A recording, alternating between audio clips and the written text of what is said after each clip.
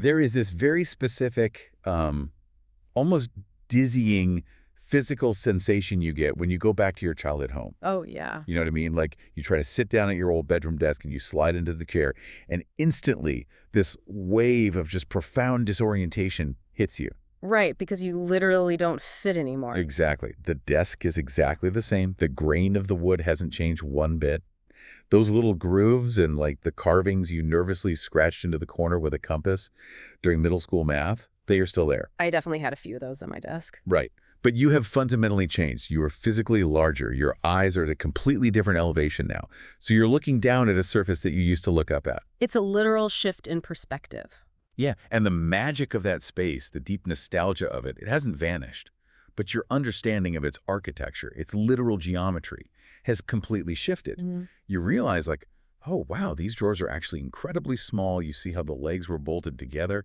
You're perceiving the exact same object, but with a radically upgraded set of blueprints in your mind. That is such a perfect way to describe it. You are bringing an adult's spatial awareness, an adult's understanding of construction, to a space that was entirely shaped by childhood wonder. Exactly. It's a feeling that is simultaneously deeply comforting and just undeniably jarring, because you can never again see the desk simply as this, magical terrain for your toys. You now see it as a piece of furniture that was engineered by a carpenter. Comforting and jarring. That is the exact sensation, the precise headspace we are stepping into for our deep dive today. I am so excited to welcome you to this because we are essentially pulling up that tiny childhood chair, but we're bringing our adult blueprints to the table. We really are. We are looking at the architectural blueprints of a massive cultural monolith today.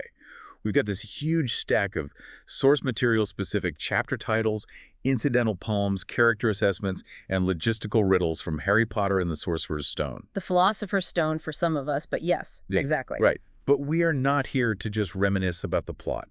We are not doing some rapid-fire summary of how the hero defeats the villain.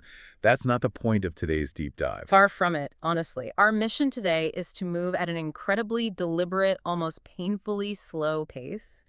We want to take a magnifying glass to the load-bearing walls of this text. Yeah, to really see how it was built. Exactly. The core question we're unpacking for you today is this. Why does a book that was ostensibly designed and marketed for 11-year-olds hold such profound, enduring structural brilliance? How is the psychological architecture of this universe engineered so precisely that an adult mind can and really should continue to extract complex lessons from it decades later? And to do that, we're going to take one isolated concept at a time, crack it open, look at the gears spinning inside, and just let it fully breathe before we even think about moving on to the next one. We want to create a real space for deep reflection for you.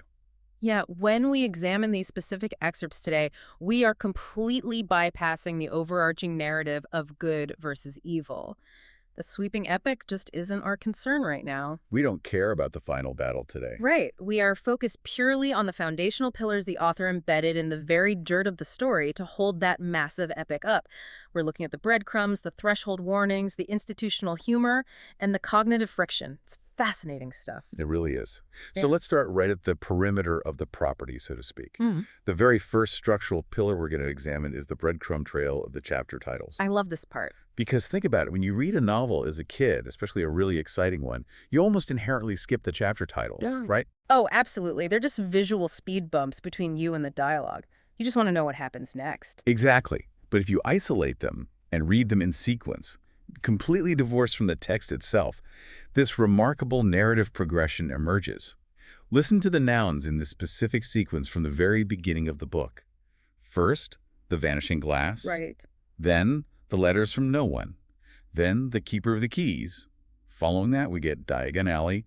And finally, the journey from platform 9 3/4. It's so deliberate. If we strip away the fantasy context entirely and look at this sequence purely from a psychological and structural standpoint, it is an absolute masterclass in pacing, and really change management. Change management, yes. The author is deliberately guiding the reader's brain through a highly specific, carefully calibrated shift in reality. And the genius here is where we don't start. Right. We don't start in the castle. Exactly. We do not begin the story in some gothic 1,000-year-old magical castle filled with ghosts and dragons.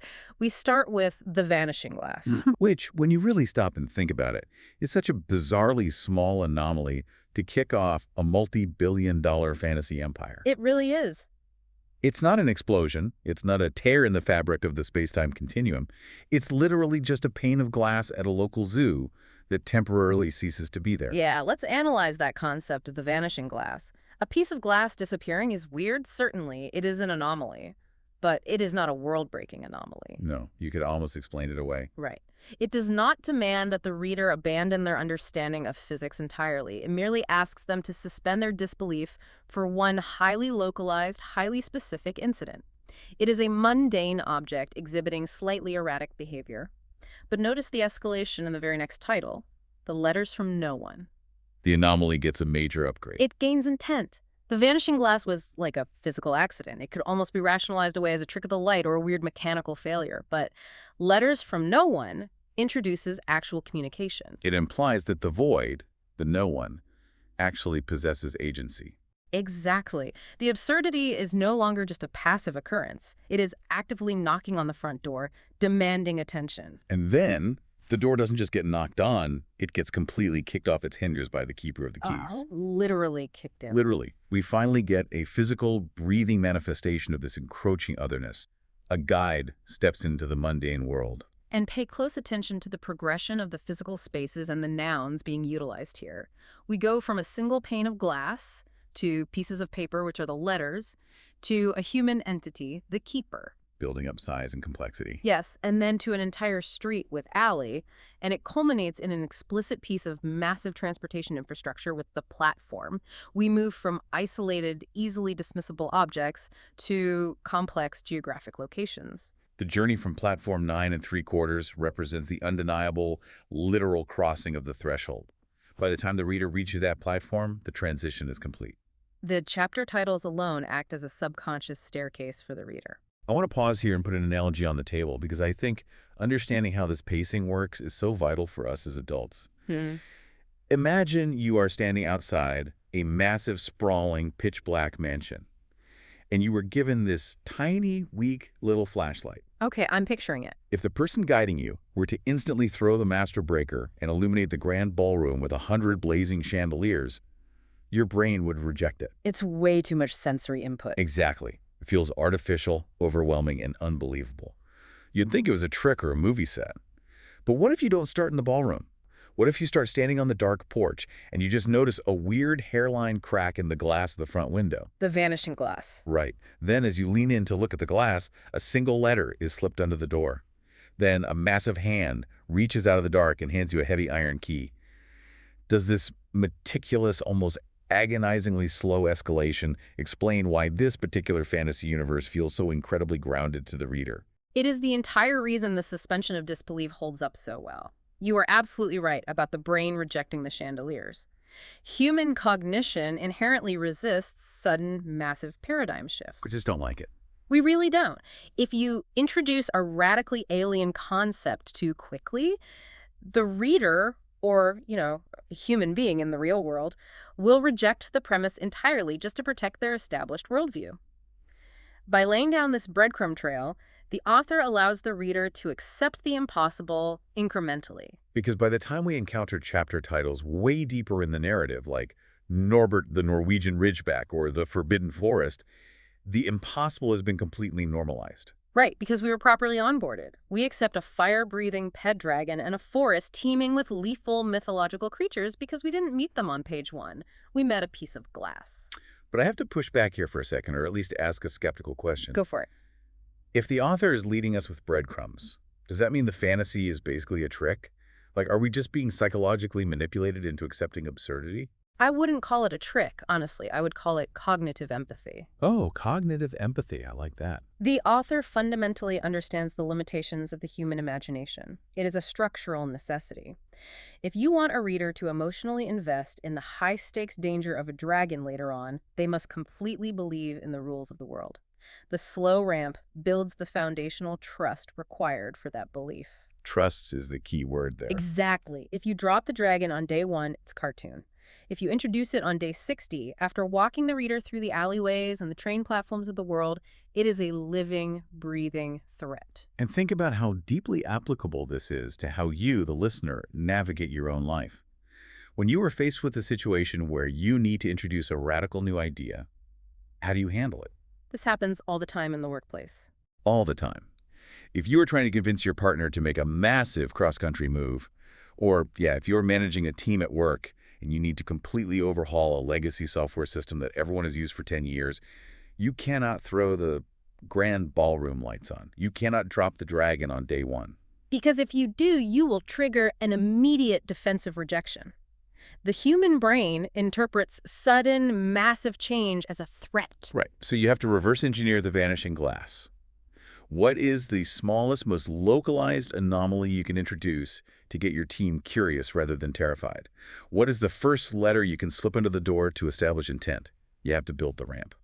It is a profound lesson in change management disguised as a table of contents. You must walk your audience up to the threshold before you ask them to cross it. Such a great point. But crossing that threshold comes with a shock to the system, doesn't it? Oh, a massive shock.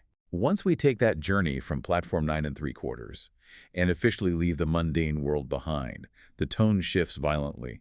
We have essentially just walked into a magical utopia. We are in Diagon Alley, surrounded by self-stirring cauldrons, flying broomsticks, and shops selling literal wishes. It's pure consumer joy. It is.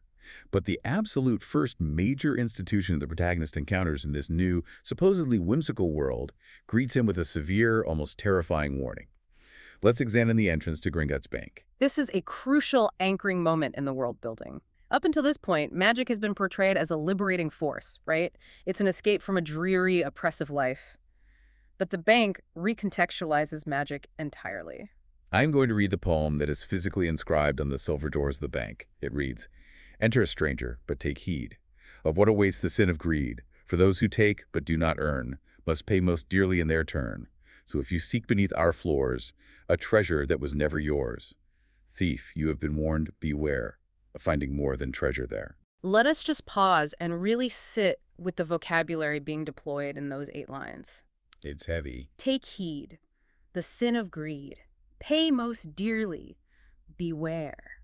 These are not the words of a whimsical fairy tale. This is heavy, punitive, almost biblical language. Yeah, it establishes immediate life or death stakes right out of the gate. What the architecture of this poem does is define the hard boundaries of this universe. It sends a very clear message. Magic is not a cheat code. It is not a free-for-all where your wildest desires are fulfilled without cost. It is an ancient ecosystem bound by rigid, unforgiving rules. Okay, this is exactly where I want to challenge the text, because the juxtaposition here is so jarring it borders on contradictory. How so? Well, we are in a magical shopping mall. The whole point of the location is consumerism and wish fulfillment. Yet the welcome mat is essentially a lethal threat. It's like walking into a Vegas casino where all the lights are flashing and the drinks are free, but the bouncer at the door forces you to look down the barrel of a shotgun and recite a moral oath before you can play the slots. That's a very vivid image. And furthermore, look at what happens literally right after this poem is read. The protagonist, who has lived his whole life in poverty, goes down into the vault and is handed a staggering mountain of gold that he did absolutely nothing to earn. He inherited it. Doesn't the book immediately contradict its own moral warning? That is a phenomenal distinction to draw, and it gets to the very heart of the philosophical framework the author is building. There is a massive critical difference in the text between inheriting or receiving something and taking something. Taking versus receiving. Yes. Look closely at the specific phrasing of the 3rd line. For those who take but do not earn. The poem does not condemn wealth. It does not condemn possessing treasure. It condemns the act of extraction without merit. It condemns exploitation. So it is the seeking a treasure that was never yours part. Exactly. The protagonist is given gold that was left to him by his parents. It is a gift, and honestly, he treats it with a degree of humility. The poem is a warning against the hubris of the thief. Because the thief thinks they're above the rules. Right. The thief operates on the assumption that they are clever enough to bypass the system, that they can extract value from the world without putting in the corresponding labor, sacrifice, or merit.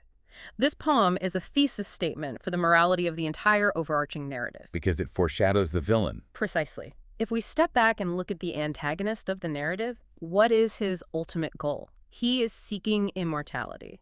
He is seeking the ultimate treasure, eternal life. But he refuses to accept the natural order of things. He tries to steal time. He tries to steal life itself. He tries to hack the system of mortality. He takes but does not earn. And as a result, he becomes this fractured, cursed entity. He pays most dearly. He finds more than treasure there. He finds the destruction of his own soul. The Gringotts poem is literally telling the reader in Chapter 5 exactly why the villain will eventually fail. It is the ultimate anti-shortcut philosophy. Yeah. If you attempt to cheat the architecture of reality, the architecture will crush you. So think about how this applies outside of a magical bank vault for you, the listener. How does the sin of greed and the allure of unearned treasure manifest for us right now in modern adult society?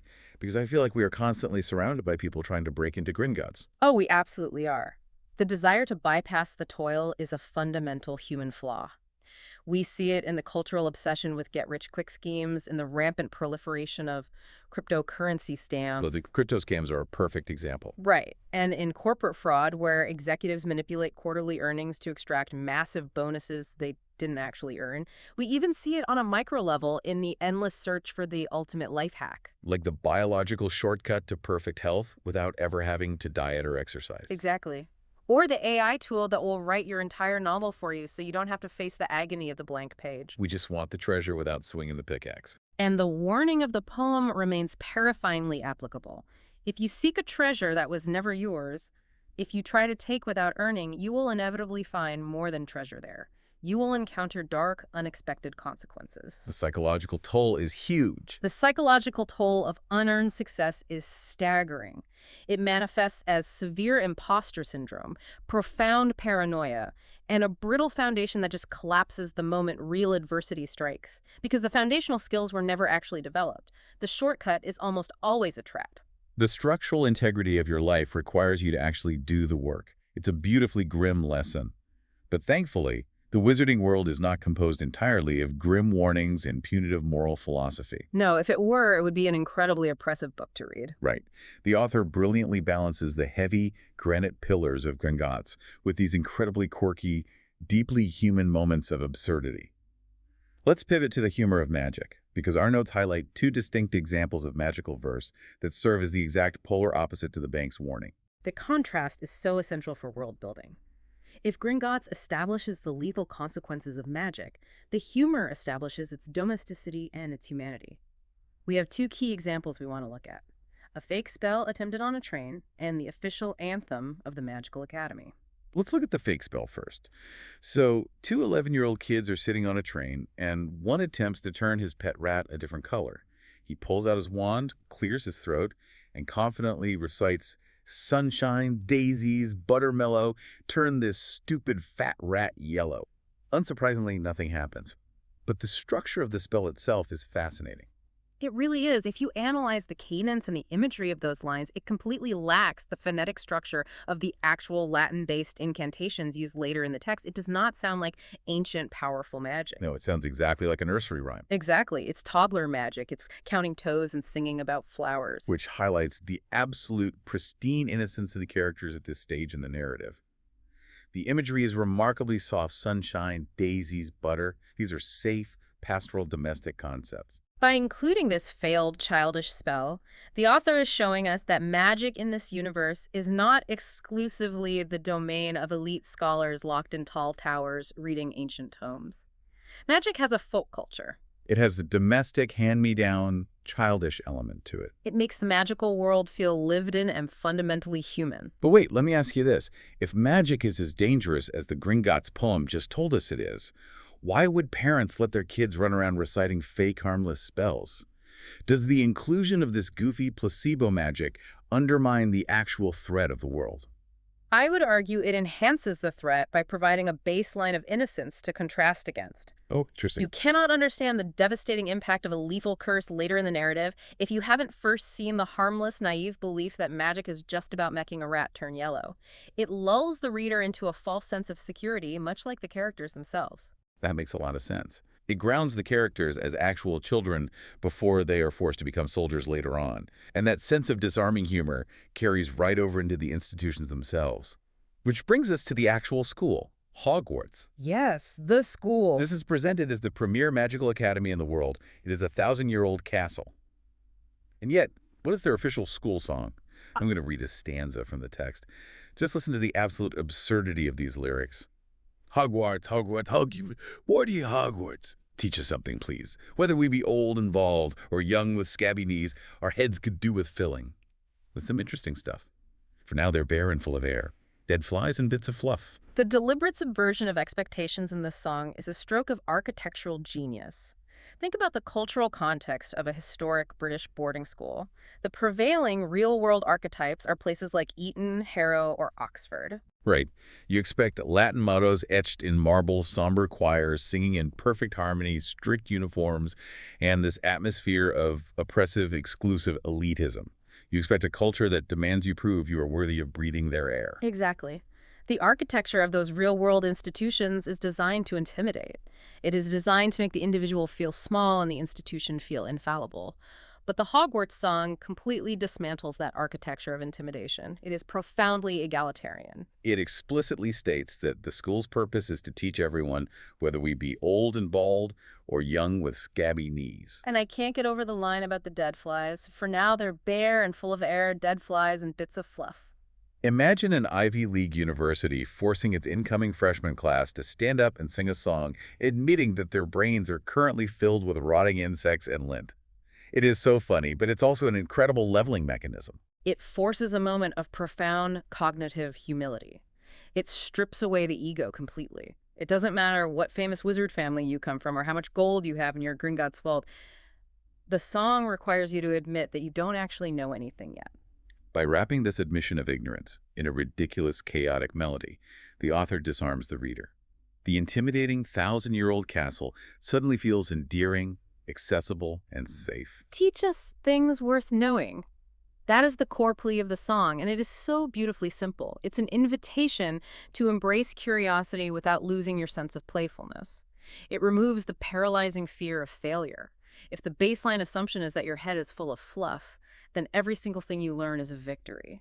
This offers such a crucial diagnostic tool for how we evaluate the institutions we interact with in the real world. We tend to take our corporate workplaces, our academic universities, and even our social hierarchies incredibly seriously. Way too seriously. We get bogged down in the prestige, the titles, and the performative intellect.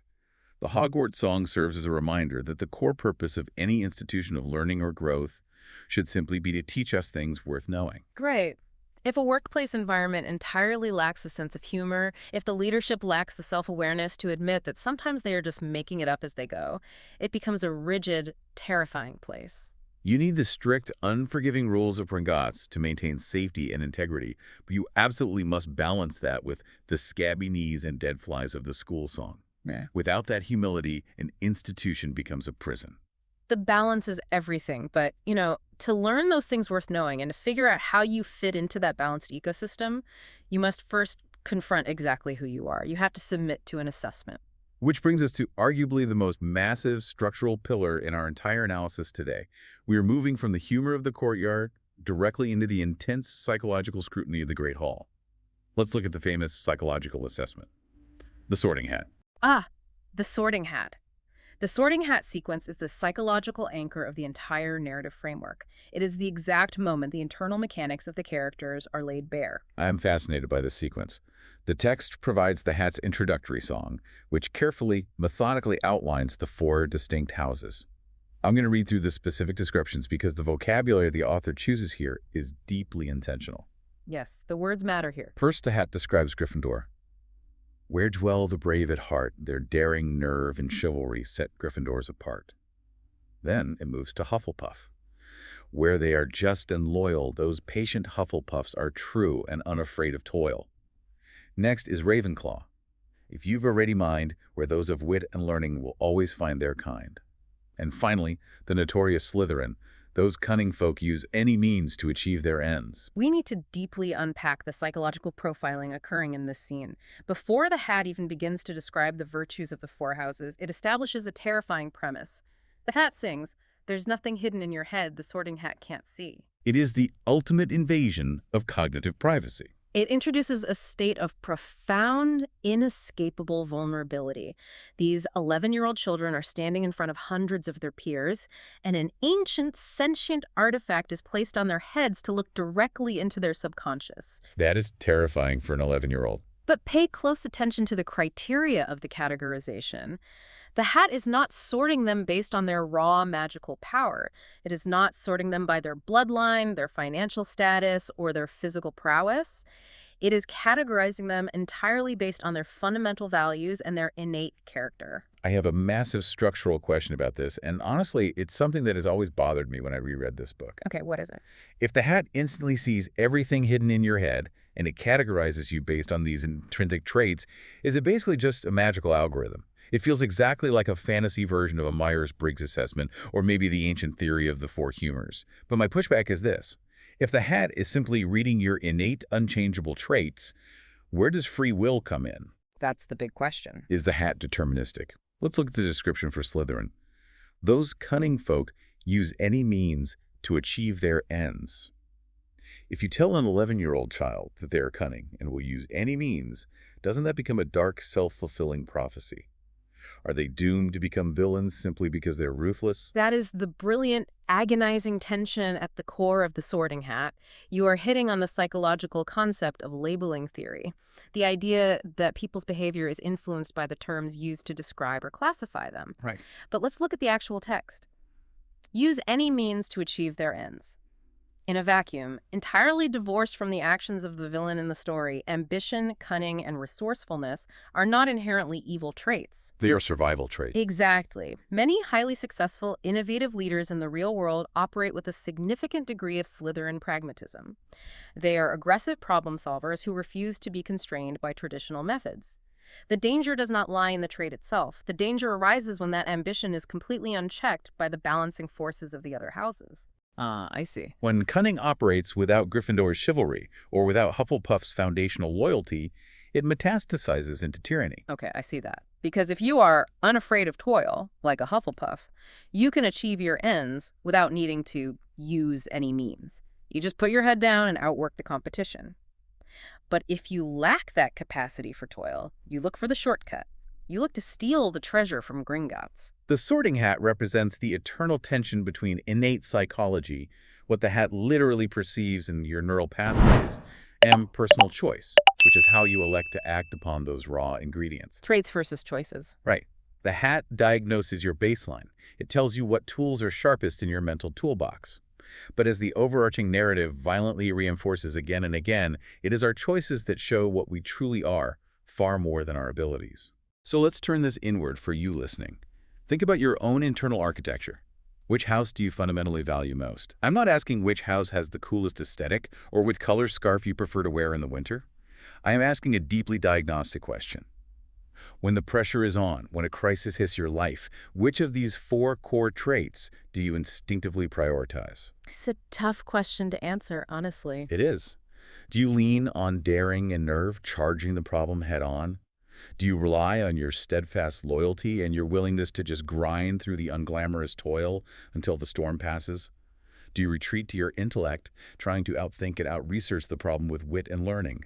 Or do you become ruthlessly pragmatic, utilizing any means necessary to ensure you and yours survive? It is a phenomenal, highly effective framework for adult self-reflection because whether we realize it or not, we constantly sort ourselves and the people around us in the real world. Oh, all the time. Think about the ecosystem of a modern corporate workplace. You absolutely have your Gryffindors, the vocal risk takers, who will bravely pitch a radical, untested idea to a hostile board of directors. Yes, and you have your Ravenclaws, the deep dive data analysts who want to research every possible variable before making a single move. You have your Hufflepuffs, the dedicated project managers who loyally keep the team cohesive, remember everyone's birthdays, and do the exhausting daily maintenance work that keeps the lights on. And you have your Slytherins, the aggressive negotiators who close the massive deals and don't care who they offend in the process. And a healthy, functional ecosystem demands all four. It really does. Because if a company is entirely composed of Gryffindors, they will bravely charge straight off a cliff because no Ravenclaw looked at the data. Exactly. And if a company is entirely Slytherins, they will eventually consume each other in a power struggle. The Sorting Hat isn't just a quirky way to divide up dormitories. It is a blueprint for the required balance of a functional society. It tests the soul to ensure the society remains balanced. But while the Sorting Hat tests the soul and diagnoses character, the climax of the narrative tests something entirely different. It tests pure, rigorous cognition. And this leads us to the final and perhaps most surprising internal pillar we are going to examine today. We are moving from emotional intelligence and values directly into cold, hard logic. Let's jump to Chapter 16, Through the Trapdoor. This is where the architecture of the book reveals its most subversive element. I want to set the scene here carefully because the context makes the puzzle so shocking. We are at the absolute climax of the book. The protagonists have breached the defenses protecting the ultimate treasure. They're at the very end. Right. And to get to this point, they have had to bypass violently magical obstacles. A three-headed dog, strangling magical plants, a swarm of flying enchanted keys, and a brutal life-sized game of wizard's chess. They have survived entirely by relying on magical prowess and physical bravery. And then they step into the final room before the villain. They're trapped. A fire blocks the exit and a fire blocks the path forward. And resting on the table are 7 bottles and a roll of paper. Not a monster, not a dark curse, a piece of paper. I'm going to read the exact text of the puzzle provided in the excerpt because the mechanics are crucial here. Danger lies before you, while safety lies behind. 2 of us will help you, whichever you would find. 1 among us, 7 will let you move ahead. Another will transport the drinker back instead. 2 among our number hold only nettle wine. 3 of us are killers waiting bidden in line. Choose, unless you wish to stay here forevermore. To help you in your choice, we give you these clues. 4. And then the text lays out 4 incredibly dense spatial clues. It states that poison is always on the left of wine, that the bottles at the ends are different but neither moves you forward, that the dwarf and giant bottles are safe, and that the second bottles from the left and right are twins in content. If we isolate the mechanics of this riddle, it operates as a flawless, classic logic matrix. Let's look at the variables the reader is presented with. There are 7 physical bottles. We know the exact distribution of their contents. 3 contain deadly poison, the killers. 2 contain harmless nettle wine. 1 grants forward passage, and 1 grants backward passage. And the 4 clues provided do not contain a single trace of magical intuition. None. There are no runes to decipher. There is no ancient language to translate. The clues are purely spatial and relational. Poison is left of wine. Ends are different. Sizes dictate safety. It is a strict system of deductive reasoning. This is the part that genuinely blows my mind every time I read it, and I really want to dig into why the author made this choice. We are at the climax of an epic fantasy novel about wizards. Right. The entire book has been a celebration of wands, spells, invisible cloaks, and dragons. And the ultimate barrier, the final lock on the door keeping the dark wizard away from the Philosopher's Stone, is essentially an LSAT logic game. It's a Sudoku puzzle. Why? It feels almost anticlimactic for a fantasy epic. Why not a dragon? Because placing a logic puzzle at the climax is a profoundly subversive philosophical statement about the nature of power. Think about the implications of magic as a tool. If the final obstacle in the labyrinth could simply be blasted away with a powerful spell, then the strongest, most magically violent wizard always wins. Point makes right. Exactly. The universe would operate on a totalitarian system where raw power dictates truth and survival. The villain, who is demonstrably more powerful magically than the children, would simply obliterate the door. By making the final obstacle an immovable logic puzzle, the author changes the rules of engagement entirely. It levels the playing field. It is no longer a story about magical dominance. It becomes a story emphasizing that human intellect, deductive reasoning, and the ability to maintain cognitive clarity under extreme duress are the true ultimate superpowers. 3 of us are killers, waiting bidden in line. The stakes are literal life or death. If you panic, you die. You cannot guess. You cannot close your eyes and wave your wand and hope for the best. You have to sit down, silence your fear, and think. You have to let your prefrontal cortex override your amygdala's panic response. Yes, magic can be countered, blocked, or overpowered by stronger magic. But logic is universal, absolute, and immutable. A dark wizard cannot intimidate a logic matrix into changing its rules. Furthermore, this specific choice fundamentally democratizes the heroism of the story. What do you mean by democratizes? Well, up until this chapter, the reader has been a passive observer. You cannot fly a broomstick. You cannot cast a spell to unlock a door. You can only watch the characters do it. But when the text presents the potions riddle, it provides all the necessary clues directly on the page. A child or an adult reading this book can put the novel down, take out a piece of scratch paper, draw 7 little bottles, apply the spatial clues, and mathematically solve the puzzle alongside the characters. The reader is suddenly empowered. The tool required to defeat the room logic exists in both the magical world and the real world. The reader has the exact same weapon as the hero. That is an incredibly beautiful architectural choice. It shatters the barrier between the fiction and the audience, and it forces a very uncomfortable question for us in the real world. How often do we, as adults, look for a magic solution to our mundane daily problems? Constantly. It is our default setting. Think about it. You are feeling entirely overwhelmed at your job, or your personal budget is a complete disaster, or you are trying to navigate a complex conflict in your marriage. Our instinct is almost always to search for the magical potion to bypass the discomfort. We want the quick fix. We look for a new productivity app that promises to organize our lives automatically. We look for a quick fix fad diet.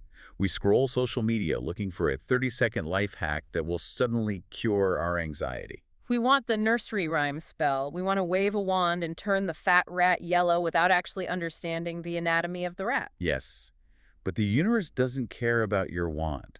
What is actually required to solve the budget, or the relationship, or the career crisis? Sitting down at the table, looking at the ugly, confusing variables, evaluating the clues, and doing the slow, hard, unglamorous cognitive labor of mapping out the logic matrix of your own problems. The riddle tells us that when the fire is blocking the door, hope and wishing won't save you. Only reasoning will. This raises a vital question about how we educate the next generation and how we train ourselves to approach obstacles. Are we conditioning people to passively search for the spell, the app, the shortcut? Or are we training them to sit in the firelight and solve the riddle? The deep structure of this book suggests that a well-rounded, resilient human being requires a synthesis of traits. They require the sheer Gryffindor bravery to walk into the room with the fire, but they absolutely must possess the Ravenclaw logic to navigate the bottles once they are trapped inside. It is truly staggering when you zoom out and look at the mind that constructed this intricately balanced world. We have moved from the careful psychological pacing of the chapter titles to the stern moralistic boundary setting of Gringotts, to the disarming, democratizing humor of the school song, to the intense vulnerability of the sorting hat, and finally to the rigorous, wandless logic of the potions puzzle. It's a really sturdy architecture. And that brings us to the final piece of our source material today. We need to look at what happens when you build an architecture this sturdy. We're looking at the architect's legacy and the real-world impact. Let's dive into the statistics provided in the About the Author section, along with some of the historical context of how this book actually came to be. The raw data presented in this section is almost too massive to fully comprehend on a human scale. It requires translation into concepts we can actually visualize. It really does. I will read the facts directly from the source text.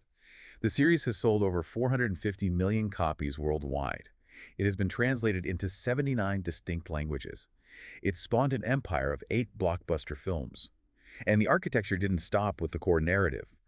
The universe expanded outward into a massive digital company, Pottermore. It became a global stage play, Harry Potter and the Cursed Child. The footprint is just massive. And critically, the author utilized the fiction to generate real-world capital, writing 3 companion volumes specifically in aid of global charities, Comic Relief, and her own foundation, Lumos.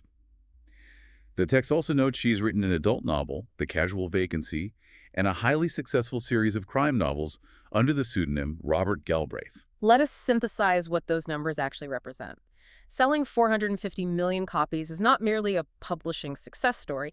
It is the creation of a shared global mythology. Yeah. We are not just talking about a popular piece of entertainment. We are talking about the establishment of a common psychological language that spans multiple generations, entirely disparate cultures, and varying socioeconomic backgrounds. I have to marvel at the sheer scale of 450 million. To put that number into perspective, that is significantly more than the entire population of the United States and the United Kingdom combined. It is the equivalent of every single man, woman, and child in those two nations owning a physical copy and still having tens of millions of copies left over. It is absolute ubiquity. But the metric that fascinates me the most is the translation. Translated into 79 languages. Think about the extreme linguistic complexity of what we just analyzed. Oh man, I can't even imagine. How on earth do you translate the rhythmic nursery rhyme cadence of Hoggy-Wordy Hogwarts into Mandarin? How do you translate the precise spatial logic matrix of the potions riddle, where the placement of words dictates the solution, into Arabic or Hindi without breaking the puzzle? It represents a monumental, almost unprecedented feat of cross-cultural resonance. But it's even more wild when you consider the personal history behind the author, which is so crucial to understanding why the book feels the way it does. You know, when I first read about her background, it completely blew my mind. Oh, the story of how it was written is incredible. Right. She wrote this book in a cafe while being a single mother with absolutely no money. She was literally living in poverty, struggling to get by, writing these magical structures on scraps of paper. And then, when she finally finished it, 12 different publishers rejected the book before it finally saw publication. 12. 12 publishers looked at this architectural masterpiece and said, no thanks. It's insane. And you asked how a story so deeply rooted in British boarding school tropes became universally beloved, translated into 79 languages. Huh? How does a book featuring a kid eating magical jelly beans tap into universal human truth, especially coming from someone who is just writing in a cafe trying to survive? Well, the jelly beans are just the wallpaper, right?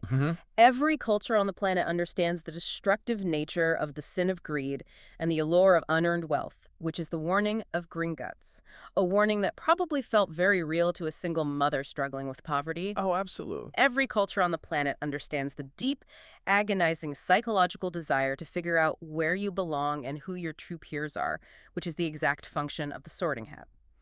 Every culture respects and understands the triumph of cool, calculated logic and bravery over brute, tyrannical force, which is the lesson of the potions room. The magic, the wands, the robes, that is all just set dressing. Exactly. The core thematic architecture is universally human.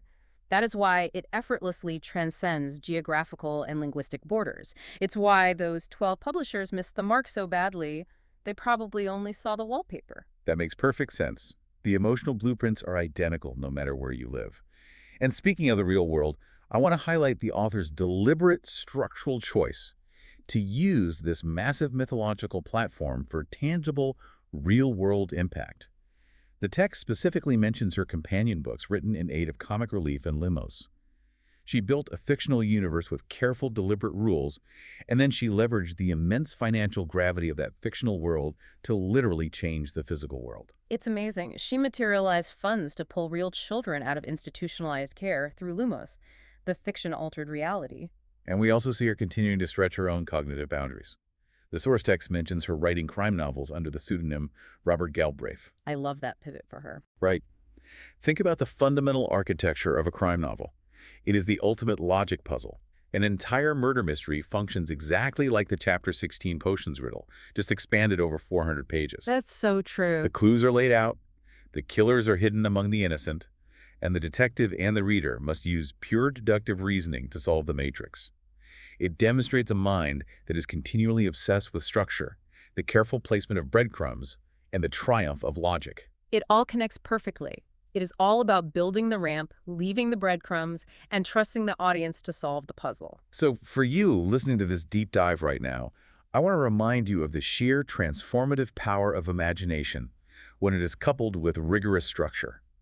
A single, isolated world, built with careful rules, disarming humor, and deep psychological understanding, literally bound generations of humanity together. It became a global mythology. And remember, it started with a single mother in a cafe. Yes.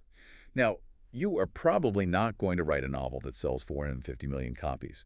But the care and the intentionality you put into the structures of your own life, the boundaries you set against greed, the values you prioritize when you sort your own priorities, the cool logic you apply to your daily fires, has a massive, undeniable ripple effect on everyone around you. It is a potent reminder that the most enduring, impactful things we create in this world are never built on whimsy alone. whimsy fades. Enduring creations are built on solid, deeply understandable, and universally human foundations. What a phenomenal journey this has been today. We have taken a very slow, highly rewarding walk through the underlying architecture of a modern classic. We started at the perimeter, analyzing those tantalizing, pacing-perfect chapter titles that slowly built a ramp, easing our brains into the impossible. The Vanishing Glass. We crossed the threshold and immediately felt the heavy, stern warning of Gringotts, reminding us of the severe consequences of unearned greed. We laughed at the democratizing, disarming absurdity of the Hogwarts school song, embracing the humility of scabby knees and heads full of fluff. Dead flies and bits of fluff. We plunged into the intense psychological depths of the Sorting Hat, forcing us to question which core values we truly rely on when the pressure mounts. We faced the rigorous, wandless logic of the potions puzzle, proving that our minds are our greatest weapon. And finally, we marveled at the staggering, world-altering legacy that sprang directly from those careful structural choices, from a café table to 450 million copies. It has been a true masterclass in reading between the lines and respecting the blueprints, and I want to leave you with a final, lingering thought to mull over as you go about the rest of your week.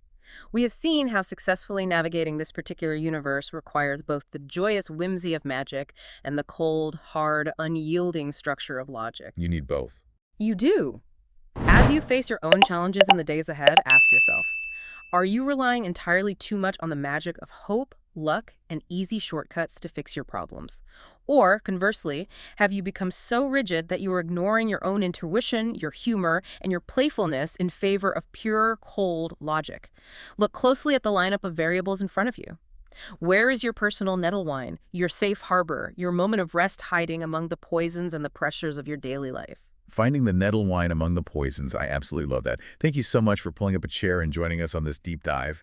It really has felt like shining a massive adult spotlight into the dark, magical, and endlessly complex mansion of our childhood. Keep exploring the structures around you, keep questioning the rules you were given, and above all, keep doing the hard work to find the magic in the details.